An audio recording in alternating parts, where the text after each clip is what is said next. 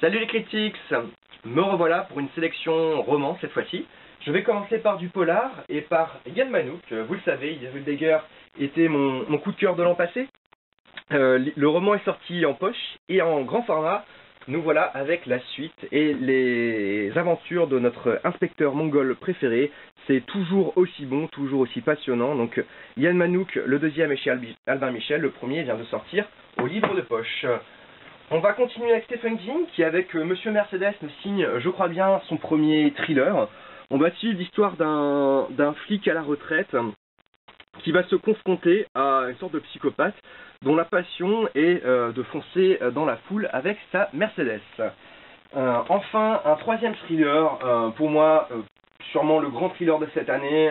Bon, je ne suis pas très objectif, je suis un grand fan de Denis Lehane. Avec Ce monde disparu, il termine en beauté, je trouve, sa conclusion sur la mafia. On va suivre l'histoire d'un ancien mafieux qui va être obligé de retomber, de replonger dedans pour sauver les siens. C'est très bien documenté avec des personnages incroyables. Voilà, donc du grand Denis Lehane. Je vais poursuivre avec du très grand et même sûrement la révélation de cette année. Donc c'est La ménagerie de papier de Ken Liu, un prodige dont on entendait parler outre-Atlantique ces dernières années et qui a connu sa première traduction en France avec donc ce recueil papier. C'est un recueil de nouvelles tantôt fantastique, tantôt fantasy, tantôt SF, mais qui ont ce point commun, c'est d'être toutes absolument brillantes. Donc La ménagerie de papier de Ken Liu, sûrement, si vous devez en choisir qu'un cette année, ce serait vraiment celui-là. En poche, pour les petits budgets, je l'avais raté en grand format, il y a Déchiré de Peter Stenson. On est entre un roman de Bret Easton Ellis avec des jeunes qui s'ennuient à mourir et se droguent et le roman de zombies traditionnel. On ne sait pas pour quelle raison les seuls à avoir échappé à l'apocalypse zombie sont les drogués. Et voilà, donc un roman plein d'humour noir, très réussi là aussi. Hop, on va continuer avec du Space Up. Résonance de Pierre Bordage, c'est un très bon Pierre Bordage, une sorte de guerre éternelle façon Bordage, donc une excellente pioche. Enfin, le roman qui a tout récolté cette année, prix Hugo, prix Locus, Clark et British Science Fiction, c'est La justice domiciliaire de Anne Leckie, un nouvel auteur assez incroyable qui va nous proposer une histoire sous-divisée en deux, où on va suivre l'histoire d'un côté d'une femme soldat, de l'autre d'une intelligence artificielle. C'est très bien construit et ça place la question de l'homme, qu'est-ce que l'homme et sa place dans l'univers.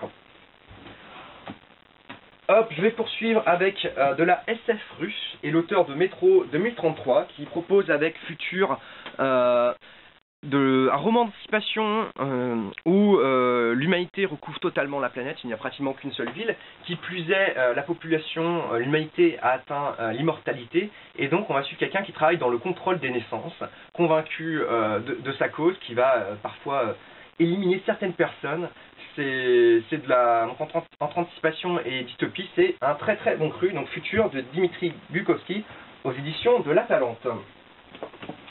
On va continuer avec un autre poche, Les 15 premières vies d'Harry Auguste, qui est une histoire de voyage dans le temps assez classique. On pense notamment à Harry Play de Ken Wood, où un homme qui vit plusieurs fois sa vie va devoir sauver le monde rien que ça. Donc c'est de Claire North aux éditions Milady.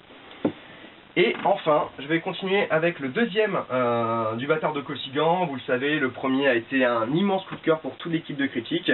Fabien Cerruti nous propose avec la suite un roman qui égale son aîné. On est encore donc dans cette France fantastique, fantaisiste, avec donc le bâtard et ses hommes qui va encore démêler certaines intrigues. C'est passionnant, c'est plein d'action, on s'amuse beaucoup, donc si vous n'avez pas encore essayé, le premier est toujours là, on en a des piles, et le deuxième est une confirmation. Bon Noël à tous les critiques, allez salut!